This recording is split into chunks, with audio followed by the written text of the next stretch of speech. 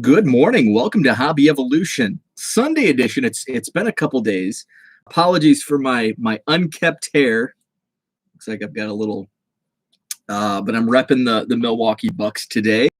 I haven't watched any of the Eastern Conference Finals. I was gonna jump on the bandwagon since they made the conference finals, but I just haven't. I haven't watched yet. I think they played the last game was Friday, and I was preparing for the card show, which I'm going to review here in a few minutes. So I just haven't watched. I don't know if tonight there's a game. I haven't really been paying close attention. I am a total bandwagoner. What's up, Dan? Good morning. Good evening to you, I should say. So I want to review the Madison card show. It's been a couple days since I've gone live. So I think Thursday was my last live morning. So since then, Bowman Sapphire came out. You all know I love Bowman. So Bowman Sapphire came out. Thanks to David for sending me a link. I was late, did not get to purchase any Bowman Sapphire, but David came to the rescue. He got 3 boxes and sold them to me at cost plus shipping. So that's awesome. They're in transit. So I'm going to do some breaks. So I paid David cost and shipping, plus I added the caveat that he gets my Pirates. So I'm going to open those this week. They'll probably arrive Monday or Tuesday. So I'll do some ripping of those. Can't get enough of Bowman products. What's up, Herman? Good morning. Zach, what's up? So yesterday was the Madison Card Show, our June edition. I knew that the June show was going to be one of our bigger shows because it was our 3rd show. I think it's going to be the last one until fall that is going to be, kind of the where it was at yesterday. Now, I was disappointed with crowd turnout. Overall, it was another successful show. We maxed. We didn't max capacity to the room, but we maxed our tables. In fact, fortunately, I've been arriving like 15 minutes before, I open it up to the vendors. But since we had over 40 tables yesterday, last month we had 30. First month we had just over 20. So I'm like, I better come early just to make sure everything's squared away. I brought more than I ever have. And that actually worked out. I'll dive into that more later. But I wanted to get there early. So I got there about 45 minutes earlier than I normally do. And it was a good thing because it took me, I was still basically finishing my setup at 9 o'clock when the doors opened. And usually I'm set up at like 7:30 and I'm just kind of wandering around taking video of setup and all that stuff. So I didn't get enough. I didn't really get much content. I did produce a short little promotional video, but was able to get some stuff content wise. So we had so I walked in at 6:20 yesterday morning, and there were only 39 tables set up, and we had confirmed 43.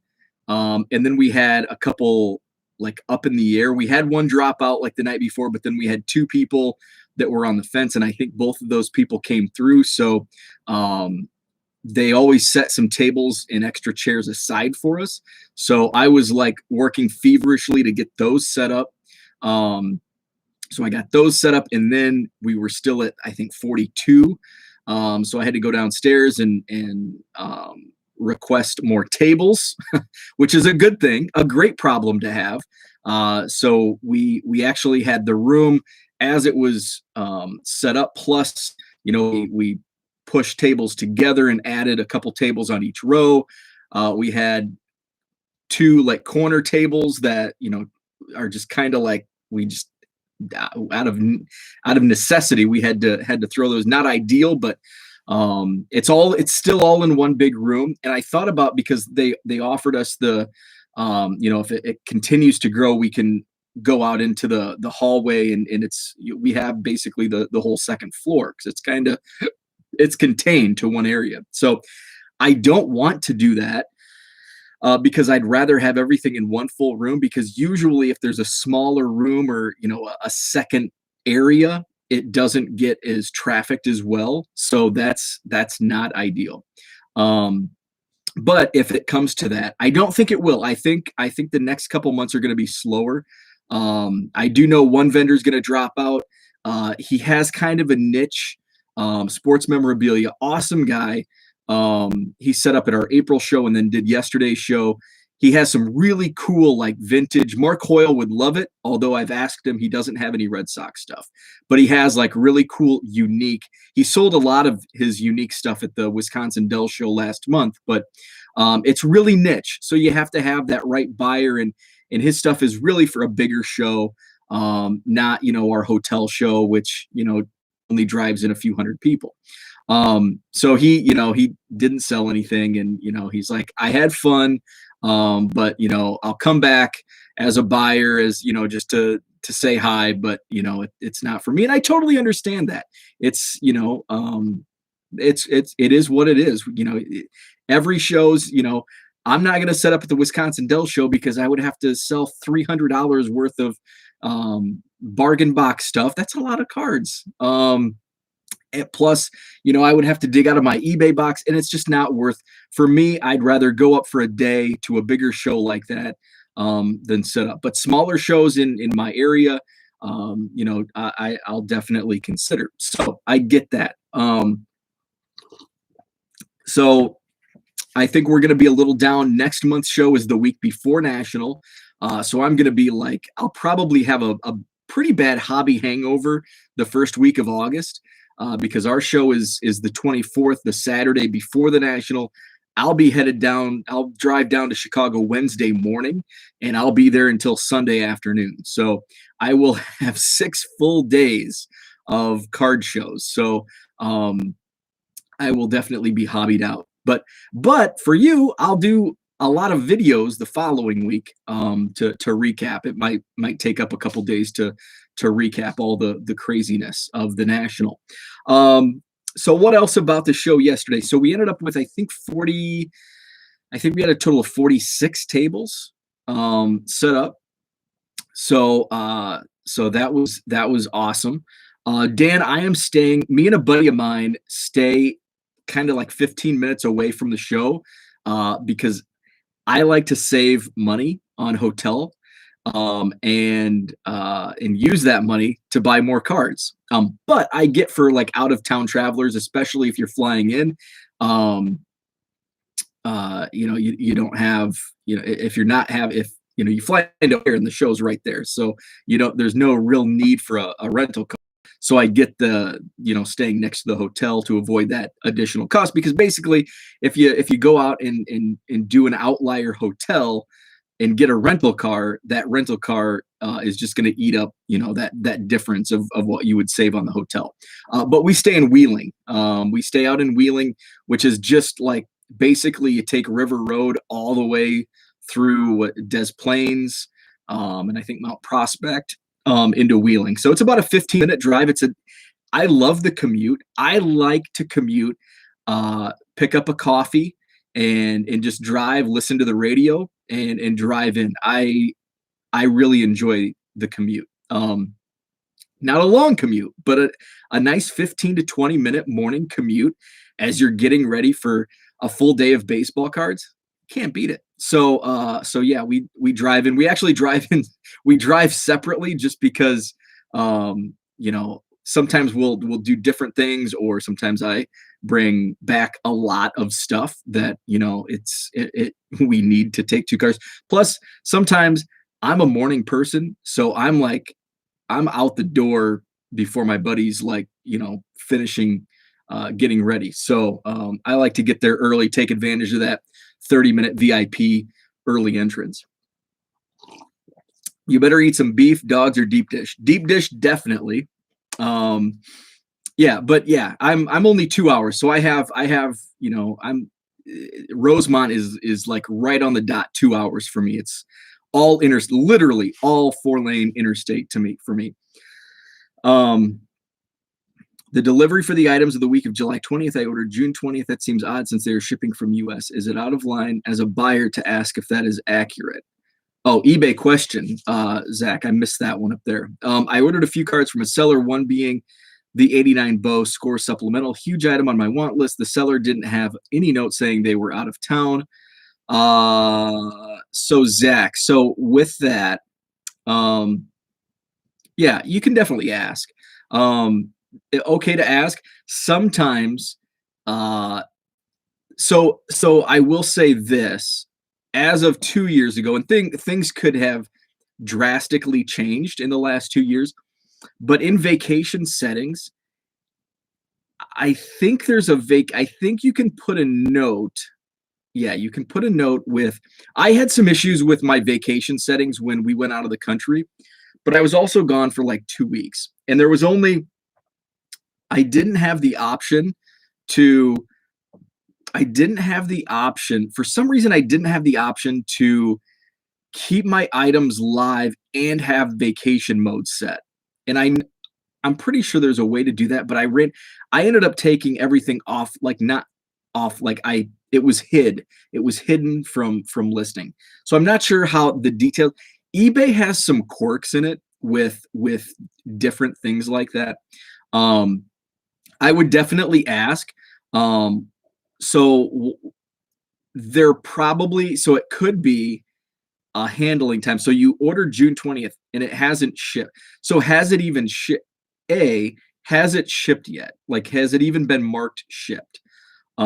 Because sometimes that could be a quirk where, and this has happened to me many times, where if you list an item, so I had some Trevor Lawrence Fanatics, whatever that release was.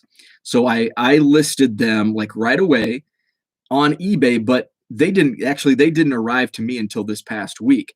So I put a 30-day handling on those items. Now, in some instances, eBay carries over your last listing settings. So my next item could have 30-day handling on it, even though it's a Bowman Mega Box that I have in hand. So sometimes it could just be a mistake that they didn't catch the handling time was not changed from, say, a pre-order item.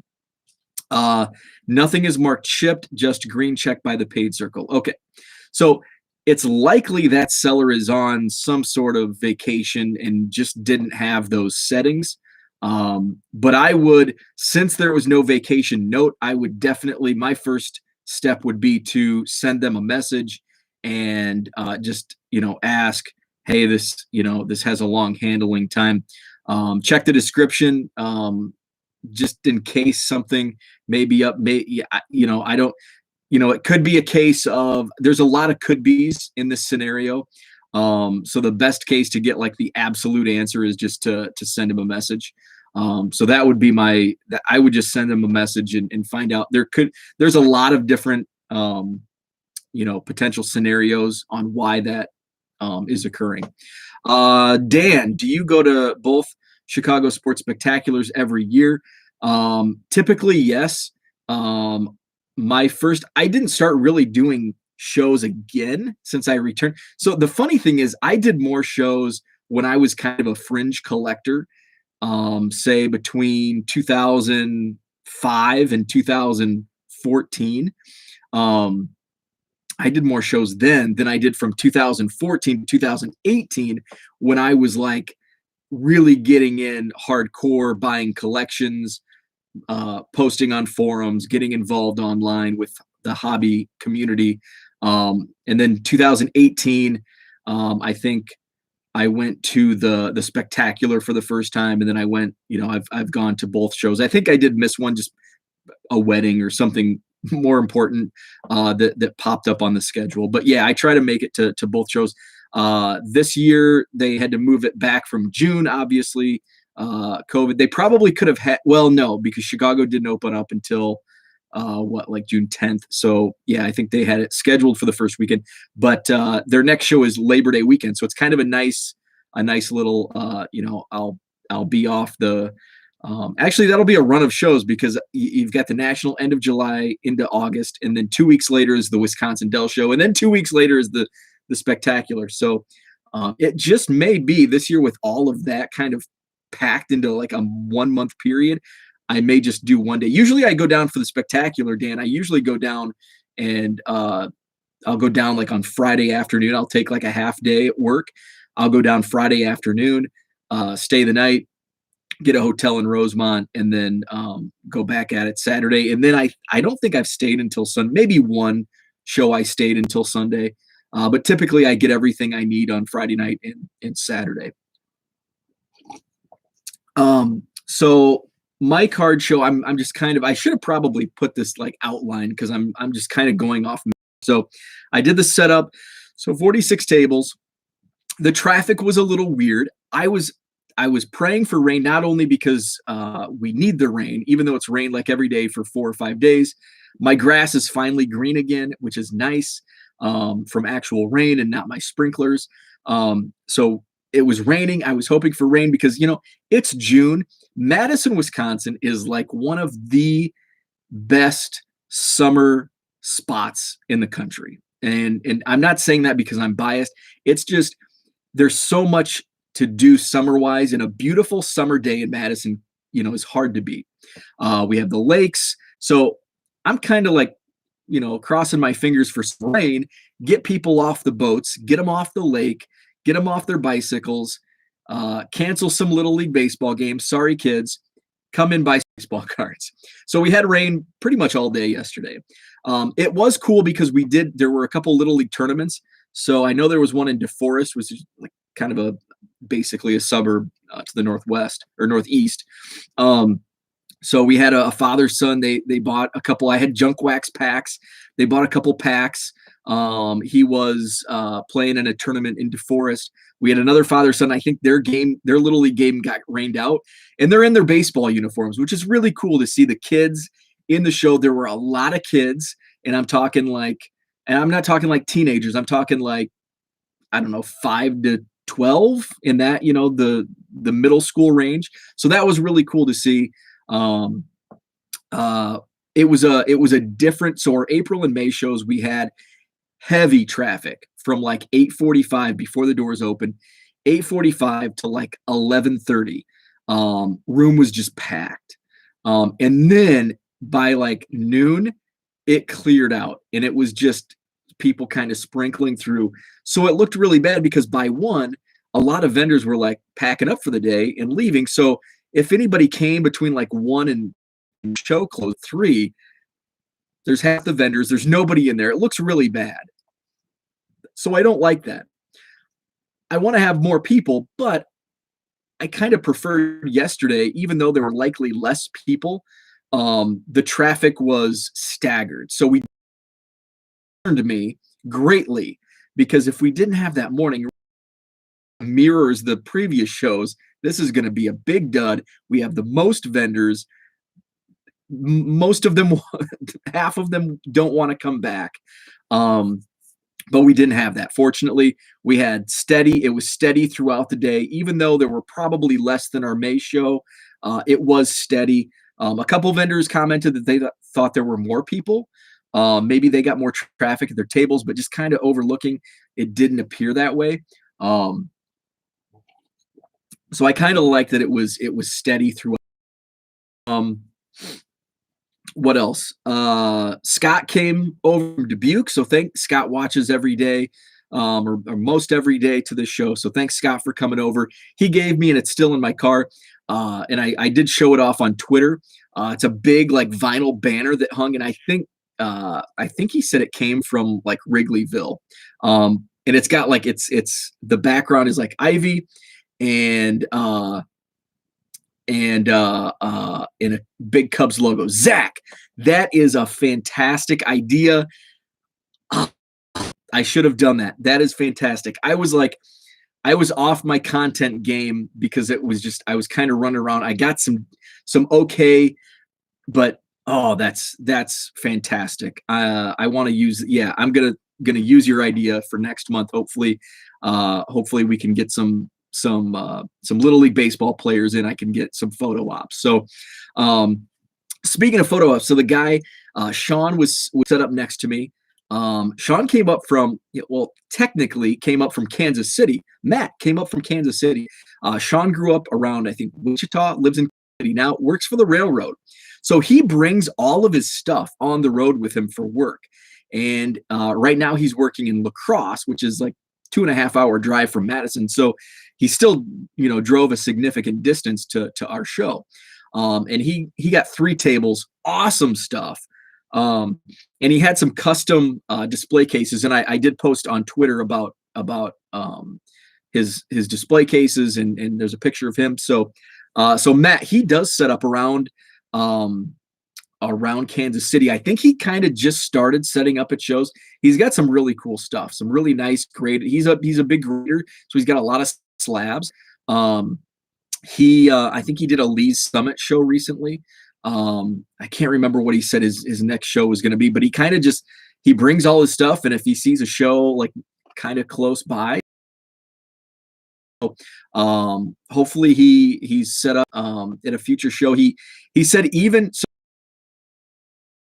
the turnout may not have been where we wanted, but Sean said, even if I'm not, working in the area, I'm going to come up from Kansas City to do a show later this year, like maybe October, like in the fall. So that's really good to hear, like that he did well, he had a good time, and he's going to come all the way up from Kansas City later this year. And that's, I don't know how long of a drive that is. That's maybe 8-hour drive from Kansas City to Madison. So that's really cool that he, since I'm speaking of Sean, awesome dude.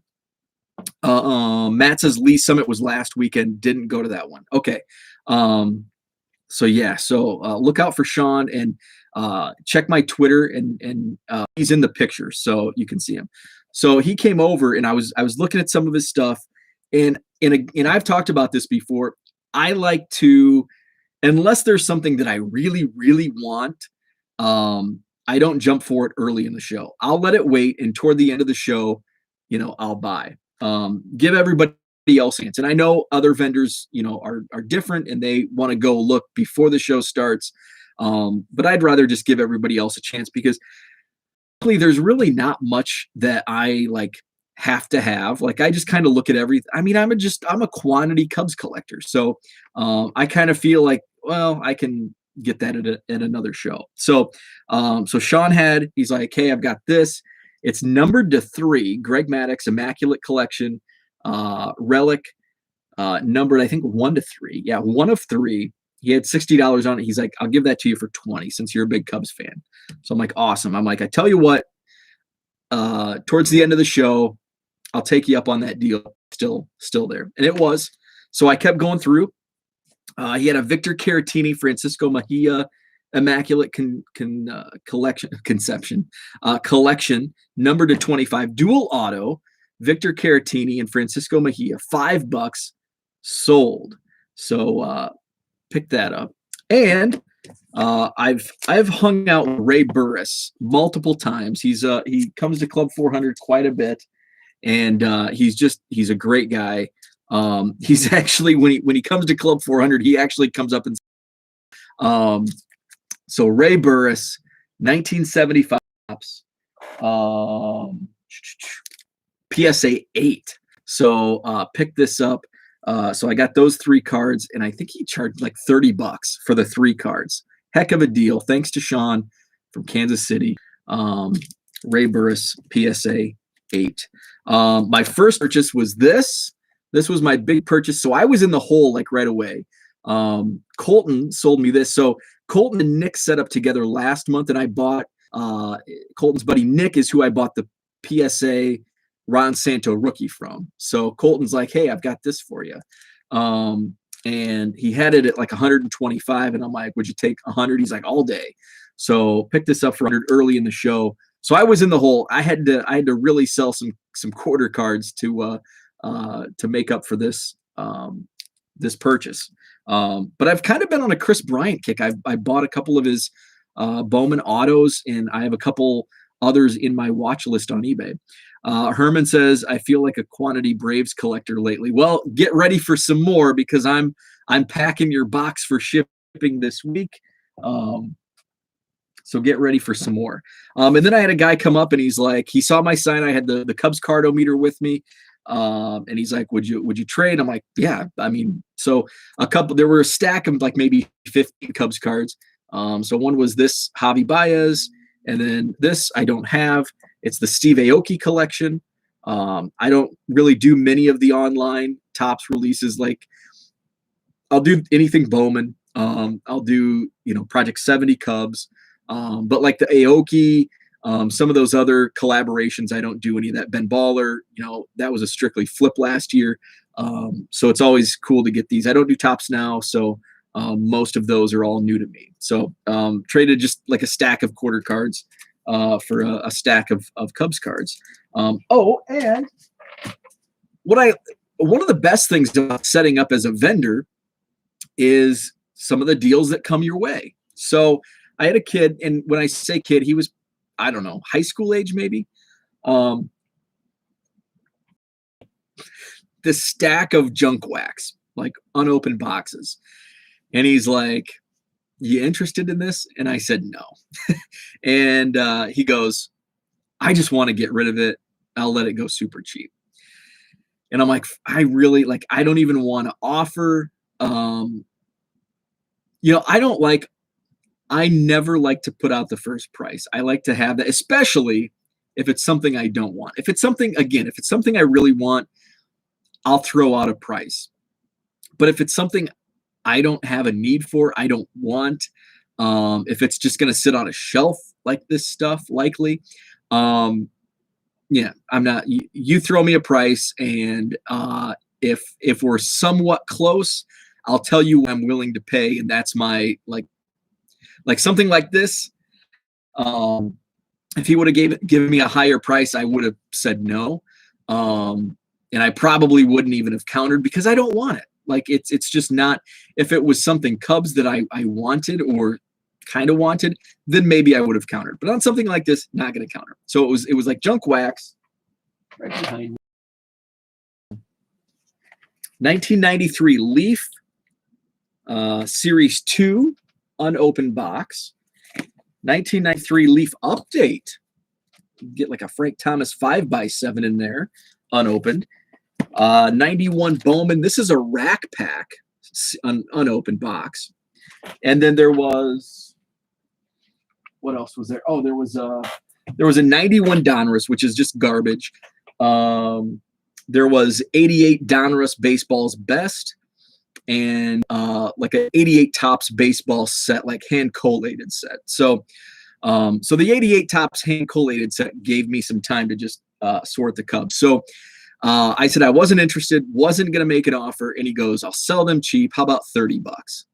And there were 6 boxes. I'm like, that's $5 a box. Yeah, I'll take it for $30.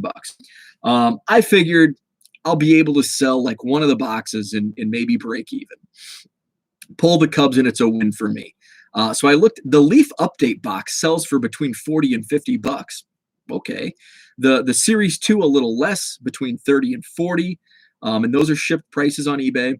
The 91 Bowman football, I haven't been able to find any comps. Because it's the rack packs. I've been looking for the rack pack boxes. The 91 Bowman football, just standard packs. There's a bunch of those on eBay, but I have not found a rack pack box. So I haven't listed that on eBay yet. The Leaf is on eBay. The Donruss is on eBay. I've had a couple people inquire about the Baseball's Best. It's not sealed. The cards are loose. So I'm just going to break those up. There's no Cubs in there. So I don't know if it's like the complete set. If they didn't have, if it's the American League, I don't know. But I had a couple people asking about certain cards. So, I'll pull those out. I think there's a Dale Wink. I think there's a Dale Murphy in there that you might see. So I'll break that up. The 88 Topps, I pulled the Cubs. I think there's 31 cards added to the collection. And then the only other thing in there is like Bo Jackson, Mark McGwire Gold Cup, Tom Glavine rookie card. So pull those out. Zach says 91 Donruss has its merits. First set Porter completed. We just collated the 88 tops. Yeah, and I spoke about that. The 91 Donruss gives me memories of Hoop Hole Fun days. So, but not it's a little nostalgic for me, but it's 91 Upper Deck Football is the big nostalgia set for me. That was the first box that I got for Christmas in 91. So so that came by. So I sold more cards than in or than what I bought. So that's good. Plus, one of the purchases I may be able to make a little more money on. So that's a plus. So the May show I brought. So the April show I took like 5 or 6 monster boxes for quarter boxes, strictly quarter cards, because I didn't know it was my very first show promoting. Didn't know how it was going to go, if I'm going to be running around like a chicken with its head cut off. So I just wanted to keep it simple. It was simple. So the May show, I went all out and did. I think I took 15 or 16 monster boxes of all quarter cards, but the sales weren't there. For tripling my inventory, I probably only made 10% more dollar-wise than what I made in the April show, taking a third of the content. So I thought maybe, and maybe it was too overwhelming. And that's a great point, because some people, and again, I had people coming through, digging through, and I actually had a good conversation with a customer, and he's dealt with bargain boxes, and we talked about that. And I said, so my thought process was, the last show I did in 2019, before 2021, I had them all sorted, and I still have the markers, the dividers by team. So, because he was looking for Wander Franco, and there was a couple Bowman base from 2021 in my quarter box, and I said the 2021 Bowman are going to be all lumped together. Other than that, there's probably not going to be any Wander Francos in these boxes. It'll just be the 2021 Bowman base. And that's what I said. The last show in 2019, everything was sorted by team, showed him the dividers. I thought about doing that because some people that, they're only looking for, a certain player. So I'm going to look at the Tampa Bay Rays, and I know if I look at the Tampa Bay Rays, there's no Wander Franco. There's not going to be any Wander Franco in the rest of the boxes, but there's 15 boxes. I don't have the time to look through 15 boxes. So I get it. But for me as a seller, is it worth all that time sorting? No. For 25 cents, how much more sales will it bring compared to the time spent sorting and organizing those quarter boxes? I'm just going to keep them sorted by sport. And for me now, everything is easy for me. I have 15, I think I consolidated. I'm down to like 15 monster boxes. So now it's just, okay, I ripped some Bowman. I'm going to put some Bowman in here. Maybe if I buy any Stadium Club, I haven't yet. If I buy some Stadium Club, I can throw, some Stadium Club. I can go through more boxes. I, have plenty of boxes still to go through. I'll keep adding more in. So that'll keep people coming back, because I don't want stale inventory. So I sold more than what I did in April and May, not combined, but I did more. But I also I added a dollar box, and I had a bunch of like those, like Kmart sets, Pinnacle rookie set, Donruss the rookie set, and actually surprisingly, I moved quite a bit of those. Previous shows, the last couple shows, I would throw those in dollar box and nobody touched the stuff. But for some reason, dollar sets, which, hey, for me, it's like, because otherwise they just sit in a box. I have a box of just like unopened wax, and most of it's like, it's not sealed. A couple packs are taken out. So I just threw them all in a box for 50 cents. And I sold, I don't know, probably 20 to 30 wax packs of like junk wax packs. So that was a good move. Oh, and I added this month dime boxes. And I say dime boxes in quotes because I didn't have them like laid out. They were just a stack of monster boxes, and I put 10 cents each or buy the entire box for $25. I knew it was going to be, I didn't think I would get any buyers for 25 because there was a lot of junk wax. Now Scott is gonna buy. Scott's interested in like some newer stuff, and kind of like a hybrid box that I'll like put together especially for him. That'll be $25 just because of the I'll have to sort things. But if I'm just throwing some junk wax, a stack of new stuff, whatever, I'll basically take best offer. So I didn't want to lug 5 monster boxes home. It was a lot of junk wax. So basically cover the cost of the monster box, and I feel like that's a win. So I had a guy who actually bought a lot of quarter cards from me. He was kind of flipping through one of the boxes, and I said, I tell you what, if you buy all 5 of those, I'll give you a good deal. And he's like, well, what are you talking? I said, I'll do $50 for all 5, $10 a box. He's like, okay, I'll do that. So I thought there was some Topps Chrome in there, a lot of 90 Don. There was 90 Donruss, a row of yellow and a row of red. Get rid of that for $10. Yes, I do need the monster boxes, but I'm making a couple bucks getting rid of some junky wax cards. So that was a win. It took me 2 trips with the cart filling the hotel cart, and I was able to get everything to my car after the show in 1 trip. So that was a win. Made some money, added some Cubs to the collection. Win-win for the June Madison card show.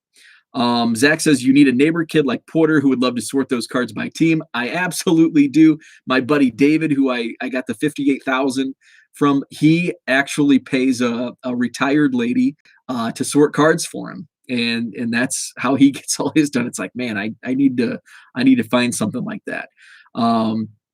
Kid can't get enough of stuff like that. I print off our trades and tell him to find the cards. Instant assignment like that. I print off our trades and tell him to find the cards. Instant assignment. That's awesome. Herman says, I feel like I've gotten overwhelmed with this consignment deal. Uh-oh. And I directed somebody your way this week. I don't know if that went through or not, but 91 Fleer does not equal stakes. Cards from the attic. The stake. That was the Madison card show. June, I covered everything. If there's any comment, if there's any questions you have, going live this week, kind of depends on how today goes. If anything comes up, I may go live tomorrow morning for Monday. I may not, still kind of 50-50. David got those Bowman Sapphires in like a day. Oh, speaking of that, my buddy Ryan ripping one-handed. So when we had our Bowman Megapalooza last Thursday night, he pulled a redemption. Garrett Mitchell Bowman Megabox Auto Redemption last Thursday night, and he got it in the mail Friday. Yes, 2 days ago, Friday. 8 days. So he must have, I think he entered it like that night, and boom, shipped right away. So that was cool. So I do have my Bowman. So, David got his like the day after he ordered from Topps. So I think they shipped from Pennsylvania.